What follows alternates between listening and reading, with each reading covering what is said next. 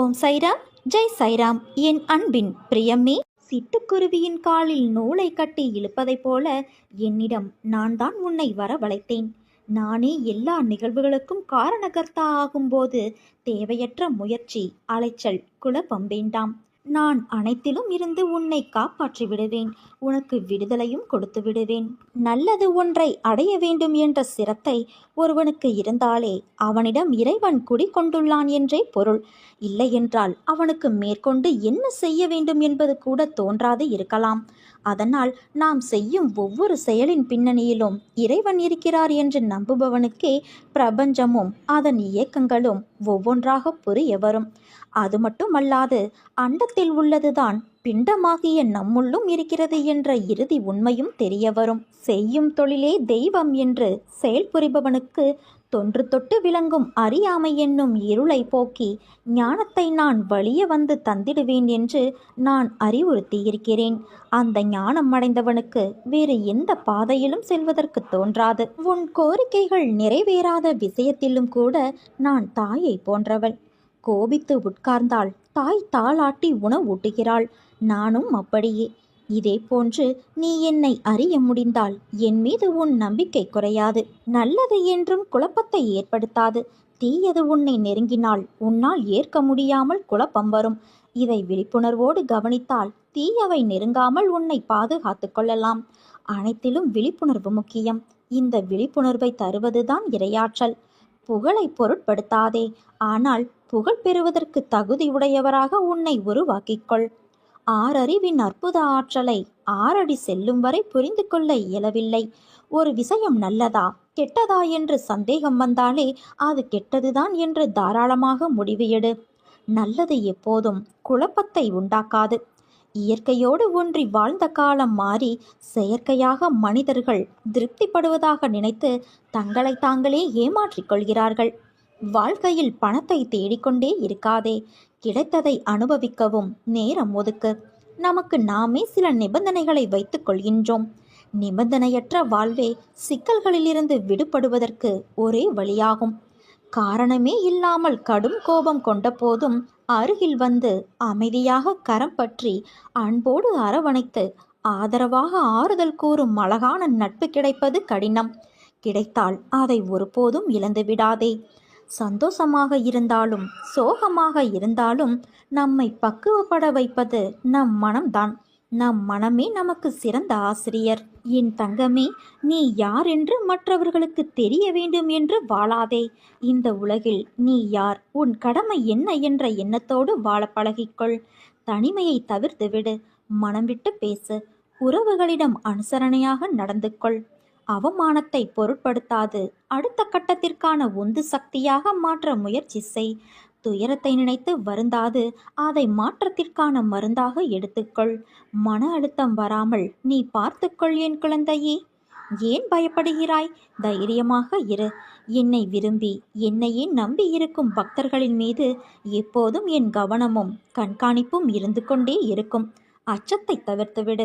என்னை கேவலமாக பேசியவர்கள் முன்பு நான் வாழ்ந்து காட்ட மாட்டேனா என்று நீ ஏங்கிக் கொண்டு இருக்கிறாய். கவலை கொள்ளாதே குழந்தையே. சத்தியத்திற்கும் எனக்கும் கட்டுப்பட்டு நேர்மையோடு இருக்கும் நீ நிச்சயம் தடைகளை தகர்த்து வெற்றி அடைவாய். உலகில் சிலர் எப்பொழுதும் மற்றவர்களை காயப்படுத்தி கொண்டுதான் இருப்பார்கள். அதைத்தான் அவர்கள் உனக்கும் இழக்கிறார்கள். அந்த சொற்களுக்காக நீ வருந்தாதே. மன தைரியத்தோடு நீ உன் கடமைகளை செய். உன்னுடைய ஆற்றலை தேவையற்ற இவர்களிடம் வீணாக்காதே. இதுவரை உன் மனதில் இருந்த வலி, துக்கம், தோல்விகளால் மனம் வெறுத்து போய் பரிதவித்தது எல்லாம் முடிவுறப் போகிறது. உன் உழைப்பிற்கு ஏற்ற பலன் கிடைக்கப் போகிறது.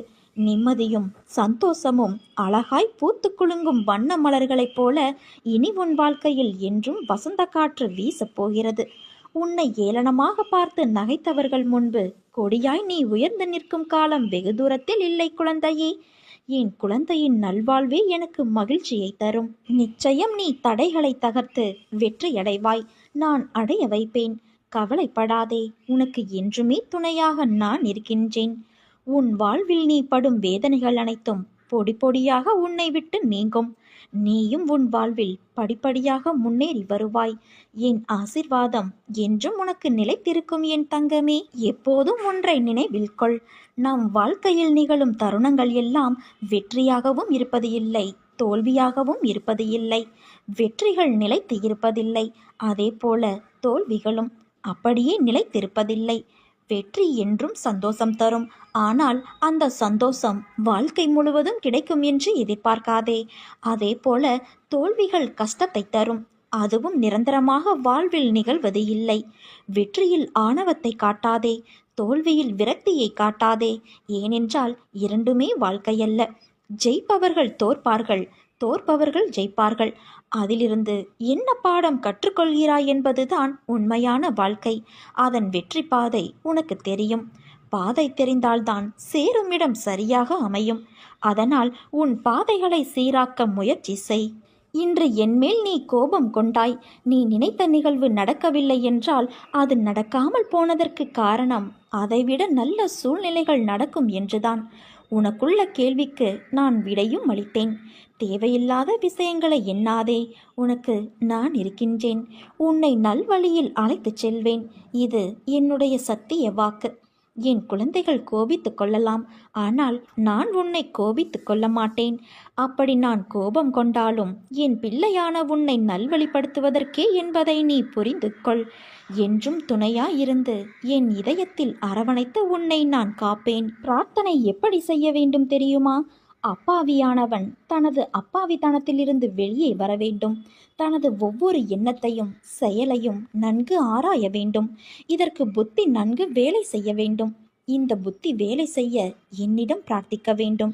என்னிடம் ஒவ்வொரு முறையும் நீ கேட்க வேண்டும். பிரார்த்தனை என்பதே கேட்பதுதானே.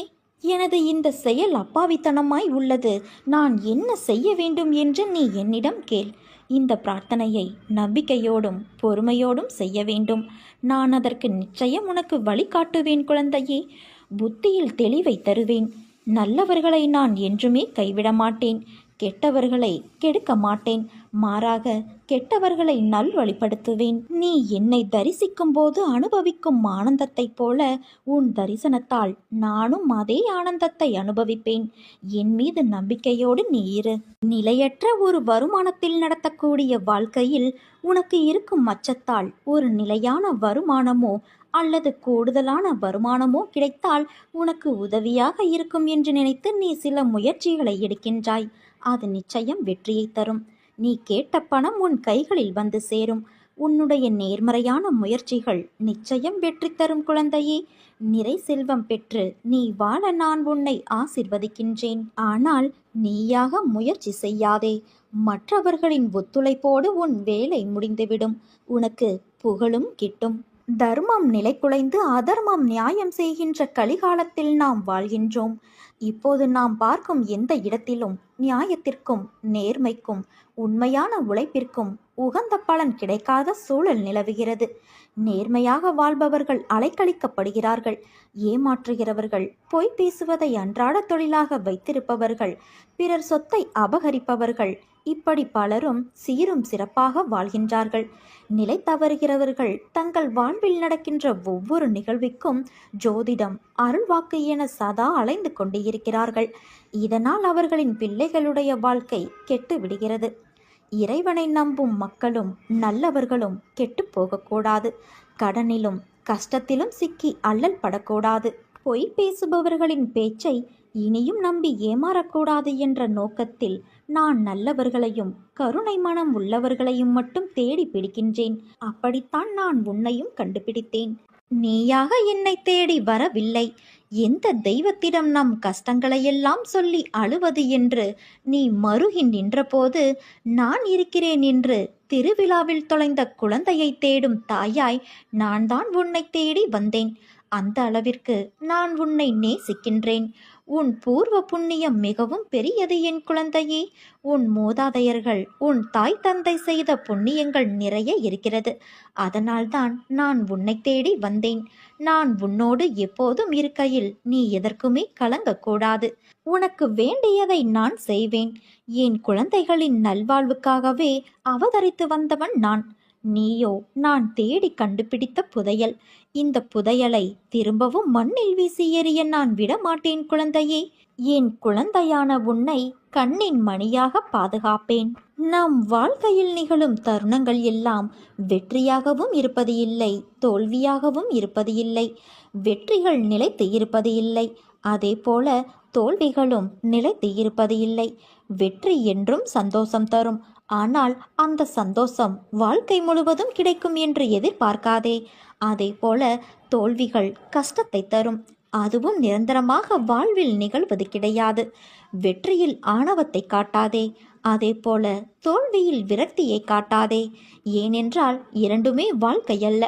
ஜெயிப்பவர்கள் தோற்பார்கள், தோற்பவர்கள் ஜெயிப்பார்கள். அதிலிருந்து என்ன பாடம் கற்றுக்கொள்கிறாய் என்பதுதான் உண்மையான வாழ்க்கை. அதன் வெற்றி பாதை உனக்கு தெரியும். பாதை தெரிந்தால்தான் சேரும் இடமும் சரியாக அமையும். அதனால் உன் பாதைகளை சீராக்க நீ முயற்சி செய். இன்று என்மேல் கோபம் கொண்டாய். நீ நினைத்த நிகழ்வு நடக்கவில்லை என்றால் அது நடக்காமல் போனதற்கு காரணம் அதைவிட ஒரு நல்ல சூழ்நிலை நடக்கும் என்றுதான். உனக்குள்ள கேள்விக்கு நான் விடையும் அளித்தேன். தேவையில்லாத விஷயங்களை எண்ணாதே. உன்னோடு நான் இருக்கிறேன். உன்னை நல்ல வழியில் நான் அழைத்துச் செல்வேன். இது என்னுடைய சத்திய வாக்கு. என் குழந்தைகள் கோபித்து கொள்ளலாம், ஆனால் நான் உன்னை கோபித்து கொள்ள மாட்டேன். அப்படி நான் கோபம் கொண்டாலும் என் பிள்ளையான உன்னை நல்வழிப்படுத்துவதற்காக மட்டுமே அது இருக்கும். யாருடைய பாவங்கள் எல்லாம் மறக்கப்படுகிறதோ அந்த அதிர்ஷ்டசாலிகளே என்னை வணங்கும் பாக்கியத்தை பெறுவார்கள். யார் ஒருவன் நல்லவனோ கெட்டவனோ அதை நான் பார்ப்பது இல்லை. என்னை நம்பி முழுமையாக சரணடைந்து விட்டவர்களை நான் புறம் தள்ளுவதும் இல்லை. அவர்களுடைய அனைத்து விஷயங்களுக்கும் நான் பொறுப்பேற்கிறேன். அவர்களை காப்பதே என்னுடைய வேலை. அவர்களின் நன்மை தீமை கணக்கை பார்த்து காப்பாற்றும் தன்மையுள்ளவன் அல்ல நான். அதை வேறு ஒருவன் பார்த்து கொள்வான். அதற்கேற்ப பலனும் தருவான். நான் தரும் நன்மைகள் அனைவருக்கும் பொதுவானவை. என் தராசு தட்டுக்கள் யாருக்காகவும் இறங்குவதும் இல்லை, ஏறுவதும் இல்லை. அதே போல என்னை 40 ஆண்டுகள் வணங்கியவனாக இருந்தாலும் சரி, 4 நாட்கள் மட்டும் வணங்கியவனாக இருந்தாலும் சரி, ஆத்மார்த்தமாக என்னை நோக்கி கூப்பிட்டால் உடனடியாக நான் பதில் கூறுவேன். மற்றவர்கள் உன்னை எத்தனை வழிகளில் வசைப்பாடினாலும் கண்டனம் செய்தாலும் நீ எதிர்த்து கசப்பாகவோ மனம் புண்படும்படியாகவோ பேசாதே. அதை பொறுமையோடு சகித்துக்கொள். அதனால் உனக்கு அபாரமான சுகம் கிடைக்கும். உன் கர்மாவை அவர்கள் பெற்றுக்கொள்கிறார்கள். நான் அமைதியாக இருக்கிறேன் என்று நீ என்னை நினைத்து கோபப்படுவது சரிதான். அமைதியாகத்தான் உள்ளேன். உன் கர்மாவை மாயையின் விளையாட்டிலிருந்து காப்பாற்ற நான் உனக்காக எப்போதும் எல்லா ரூபத்திலும் இருப்பேன். உன் வாழ்க்கையில் உன்னை ஆளும் மிகப்பெரிய விஷயம் உன் மனமும் புத்தியும் தான். உன் மனமானது சஞ்சலமில்லாமலும் புத்தி நல்லவையே நாடுதலும் இவைகள்தான். உன் வாழ்க்கையை நேரமானது ஆளும்போது உன் பாதை என்னவென்றும் அதில் நீ எப்படி பயணிக்க வேண்டும் என்றும் உனக்கு புரியும். உன் புத்தியும் மனமும் உனக்கான நல்ல நேரத்தை தீர்மானிக்கும். இதுவே மாயை விதி சூழ்ந்துவிட்டால் அவற்றால் உன் மனமும் புத்தியும் அகப்பட்டு கொண்டே இருக்கும். அதுவே உனக்கான நேரத்தை எதிர்மறையாய் தீர்மானிக்கும். உன்னுடைய முடிவுகள்தான் உன் வாழ்க்கையில் இடம்பெறும் இன்பமும் துன்பமும். இன்பமும் உன் ஆன்மா யோசிக்கும் விதத்தில் உன் கஷ்டகாலம் என்பது முந்தைய கர்ம வினை, அதாவது நீ தெரிந்தோ தெரியாமலோ செய்த தவறுகள். அவற்றின் கணக்கை விதி பார்த்து கொண்டேதான் இருக்கும். அதன் பொருட்டே உன் கடினமான நேரங்கள் நிர்ணயிக்கப்படும். அதனால் நீ எதற்கும் மனம் தளராதே. வாழ்வில் இன்பத்தை கண்டு மட்டுமே வாழ முடியாது, அதை போல துன்பத்தை கண்டு மட்டுமே வாழ முடியாது. இரண்டும் சம அளவுதான். அதே போலத்தான் நல்லவை என்றும் திகட்டாது. ஆனால் தீமைக்கு ஒரு முடிவு உண்டு. அந்த முடிவில்தான் ஒவ்வொரு நிகழ்வின் ஆரம்பமாகும். நியாயத்தின் சாயல் அப்போதுதான் செய்த வினை கர்மா என்ற பெயரில் ஒருவரை ஆட்கொள்ளும். உன்னில் உன் தந்தையான நான் இருக்கிறேன். சில நேரம் உன்னை நீயே வெளி தோற்றத்தில் உணர்கிறாயா? உன் உள்மனதில் ஆன்மா ஒரு பக்கம் இருக்கும், இன்னொரு பக்கம் ஏதோ ஒன்று உன்னை தனியே இழுப்பது போல உணர்கிறாயா? அது மாயை செய்யும் வேலை. அதை இப்போது உணர்ந்திருப்பாய். அதனால் நீ எதற்கும் பயப்படாதே, கலங்காதே. உன்னில் நிச்சயம் வெற்றி என்ற தீபத்தை நான் ஏற்றுவேன். உனக்கு அனைத்துமாய் அகிலத்தின் ரூபமாய் நான் இருப்பேன். சித்திரமாக இருந்தாலும் சிலை வடிவமாக இருந்தாலும் என் ரூபத்திற்கு உயிர் கொடுத்து நீ வாசம் செய்யும் இடத்தில் இருந்து கொண்டு உன்னை நான் வழி நடத்தி செல்வேன். என் செல்ல குழந்தையே, நிராகரிப்புகளைக் கண்டு நீ நெஞ்சு உடையாதே. உன்னை யாராவது தூக்கி எறிகிறார்கள் என்றால் இறைவன் உன்னை மேலே தூக்கி விடுகிறான் என்று அர்த்தம். வளமான வாழ்வு உனக்கு அமையப் போகிறது. அதற்குத்தானே உன் வாழ்வில் இத்தனை போராட்டம். அதை வேண்டித்தானே நீ என்னிடம் வந்துள்ளாய். வளமான வாழ்வு உனக்கு நான் ஏற்கனவே அமைத்து தந்துள்ளேன். அதை உன் நேர்மறை எண்ணத்தால் நீ ஈர்க்க முயன்றால் நிச்சயம் நீ வெற்றி காண்பாய். வளம் அனைத்தும் நிச்சயம் நீ பெறுவாய். நீ எதை நல்ல மனதோடு தேடுகிறாயோ அது உன்னை வந்து சேரும். நீ என் திருவடியை பிடித்து விட்டாய். ஒவ்வொரு நாளும் எது மாறினாலும் உன் கவலை தரும் எண்ணங்கள் மாறாமல் இதுவரை உன்னை வாட்டியது. இனி அவை கொஞ்சம் கொஞ்சமாக குறையும். முன்னேற்றமான காலம் மீண்டும் ஒரு முறை ஆரம்பிக்கப் போகிறது. உன் நம்பிக்கையை உன்னை ஒவ்வொரு நாளும் காப்பாற்றப் போகிறது. உன் வாழ்க்கையில் நடக்கும் விஷயங்களும் இப்படி நடப்பதற்கு உன்னுடைய அவசரமான முடிவும் தான் காரணம். கொஞ்சம் நிதானமாக யோசி, பொறுமையாக இருந்து முடிவு செய். ஒருவர் உன்னை கஷ்டப்படுத்தினால் அவர்களை விட்டு நகர்ந்து விடு. அவர்களுக்கு எந்த பதிலையும் நீ சொல்லாதே. அப்படி நீ பேசினால் உன் மனம் ஏற்கனவே வலியால் இருக்கும். அந்த வலி உன் மனதை இறுக்கி வார்த்தைகளால் அதை வெளிப்படுத்தும். அது கோபமாக காட்சியளிக்கும். அது உன் தவறு இல்லை, ஆனால் அது கோபமாய் வெளிப்பட செய்யும். கோபம் தவறு அல்ல, அது அடுத்தவர்களை வார்த்தைகளால் காயப்படுத்துவதுதான் தவறு என்று உன் தந்தையான நான் கூறுகிறேன். உன்னை அவர்கள் கோபத்துக்கு உரியவர் என்று சித்தரித்து உன்னை விட்டு போய் விடுவார்கள். உனக்கு கெட்ட பெயர் ஏற்படும். அதனால்தான் சொல்கிறேன், கோபம் வரும் நேரம் என் நாமத்தை உச்சரி. அது உன் மனதை சரி செய்யும். நான் இப்படி நடந்து கொண்டேன் என்று என் மேல் கோபமா என்றுதானே கேட்கிறாய்? என் செல்ல பிள்ளையின் மீது நான் எப்போதும் கோபப்பட மாட்டேன். என் உயிராய் உன்னை நினைக்கின்றேன். அப்படி இருக்கையில் உன்னை எப்படி நான் கோபத்தால் காயப்படுத்துவேன்? என்றும் என் பிள்ளையிடம் நான் கோபப்பட மாட்டேன். ஆனால் அவர்கள் உன்னை தனித்து காயப்படுத்தினார்கள் என்பதற்காக நீயும் அவ்வாறு நடந்து கொண்ட விஷயம்தான் எனக்கு வருத்தம் அளிக்கிறது. உனக்கும் அவர்களுக்கும் வித்தியாசம் இருக்கிறது. அவர்கள் உன் மனதில் வலியை ஏற்படுத்தியவர்கள்தான். அது எனக்கு நன்றாக தெரியும். உன் மனதை ரணமாக்கி விட்டார்கள். எனக்கு உன் வலி புரிகிறது குழந்தையே. உன் ரணத்திற்கு உன் தந்தையான நான் மருந்து தருகிறேன். எனக்கு என் பிள்ளை மற்றவர்கள் போல பழிக்கு பழி என்று இருத்தல் கூடாது என்பதுதான் என்னுடைய முழுமையான குறிக்கோள். உனக்காக உன்னை எல்லாவுமாய் பாதுகாத்து நான் அன்பால் அரவணைப்பேன். அதனால் நீ எதற்கும் பயப்படாதே, கலங்காதே. உன்னில் வெற்றி என்ற தீபத்தை நான் ஏற்றுவேன். என் தங்கமே, உன்னை எல்லோரும் தூக்கி எறிந்து விட்டார்களே என்று கலங்காதே, கவலை கொள்ளாதே. அவர்களுக்கு எல்லாம் தெரியாது. என் உயிரான அன்பு குழந்தையை தூக்கிவிட என்றும் உன் தந்தையான நான் இருக்கிறேன் என்று. உனக்கு நான் ஏதாவது ஒரு வழியில் பதில் சொல்லிக் கொண்டுதான் இருக்கிறேன். என்னை உணர்ந்து கொள் என் தங்கமே. உனக்கான உதவியை ஒருவர் மூலம் அனுப்பி வைக்கிறேன். என் மீது நம்பிக்கை உள்ளவர்களுக்கு என் உதவி இக்கட்டான நிலையிலும் கிடைக்கும். நான் எங்கும் நிறைந்துள்ளேன். அனைத்து உயிரிலும் கலந்துள்ளேன். உதவி வேண்டி என்னை நீ அழைக்கும் நேரத்தில் நன்றாக கவனித்துப்பார். பளிச்சென்று உன் மூளைக்கு உரைக்கின்ற மாதிரி நான் அங்கு ஏதாவது ஒரு ரூபத்தில் இருப்பேன். ஏதாவது ஒரு ரூபத்தில் வந்து உனக்கு உதவி செய்வேன். உன் துன்பம் தீரும் என்பது மட்டும் நிச்சயம். என் உண்மையான உருவத்தில்தான் நான் வருவேன் என்று நீ ஏங்கி நிற்காதே. உன் மனம் பாரம் என்று நீ நினைக்கும் நேரத்தில் நான் உன் சாய்தேவா இல்லை என்ற நினைப்பை நீ ஏற்படுத்தி கொள்ளாதே. என் உயிரில் பாதிதான் என் பிள்ளைகள் நீங்கள். உங்கள் அனைவரின் இதயத்திலும் நான் ஆத்மாவாக உள்ளேன். உனக்கு ஒன்று தர வேண்டும் என்று நான் விரும்பினால் அதற்காக நானே உன்னை தயார் செய்து உனக்கு பொறுமை, நம்பிக்கை, தன்னடக்கம், எதையும் தாங்கும் இதயம் ஆகியவை வருவதற்கு சோதனைகளை வைத்து உன் வினைகளை தீயில் வைத்து பொசுக்கி உன்னை தூய்மையாக்குவேன். ஆனால் இதெல்லாம் ஏன் என்று நீ அறியாத வண்ணம் இருப்பாய். அதை நீ உணரும் தருணம் உன் அப்பா நான் உனக்கு செய்த விஷயங்களை அற்புதமாய் உணர்வாய். அதை இப்போது நீ உணரப் போகின்றாய். புரியவில்லையா? அற்புதம் நிகழப்போகிறது. உன் வாழ்க்கையில் சத்தியமாக அற்புதம் நிகழப்போகிறது. இது சத்தியதேவனின் சத்திய வாக்கு. அதற்குள் ஏன் இவ்வளவு அவசரம்? உன்னுடைய வாழ்வில் எதை நினைத்தாலும் உடனே அதன் முழு பலன் கிடைத்துவிட வேண்டும் என்று நீ ஏன் அவசரப்படுகிறாய்? நீ நினைத்தது நடக்கவில்லை, நாள் தள்ளிக்கொண்டே போகிறதே, என்ன நினைத்தாலும் நடக்காமல் போகிறது என்ற மனக்குழப்பத்திலிருந்து நீ வெளியே வா. முதலில் நடப்பது அனைத்தும் நல்லதிற்கே என்று நினை.